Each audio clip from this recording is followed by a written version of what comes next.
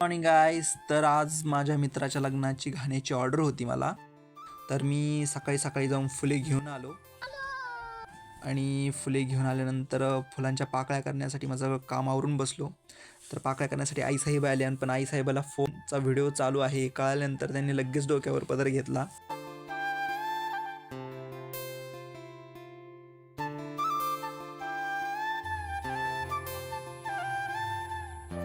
तर सगळ्या फुलांच्या पाकळ्या करून झाल्या होत्या. त्यांनी पॅकिंग करून निघालो मी नवरदेवाच्या घरी.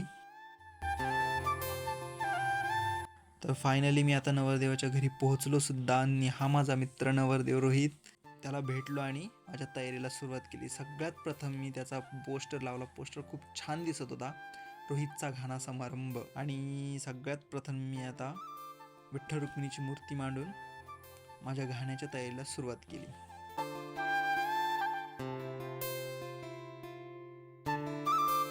विठ्ठल रुक्मिणीची पूजा मांडून झाल्यानंतर मी आखणी करून घेतली आणि माझ्या कामाला सुरुवात केली.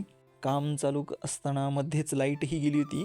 लाईट गेल्यानंतर मला ना हे विठ्ठल रुक्मिणीचं दृश्य दिसलं. खूप छान असं दृश्य होतं म्हणून लगेच फोन काढला आणि क्लिक केलं.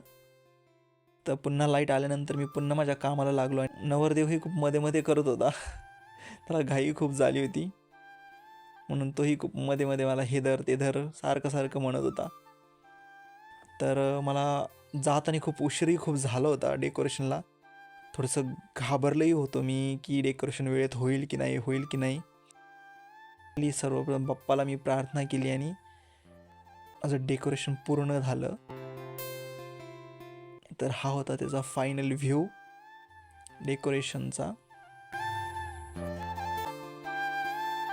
सगळी तयारी झाल्यानंतर नवरदेवाने त्याची पूजा करून घेतली. तर गाईज, तुम्हाला व्हिडिओ कसा वाटला हे कमेंटमध्ये नक्की सांगा आणि व्हिडिओ आवडला असेल तर लाईक करायला विसरू नका. चला तर भेटूया आपल्या नेक्स्ट व्हिडिओमध्ये. अवधूत चिंतन श्री गुरुदेव दत्त.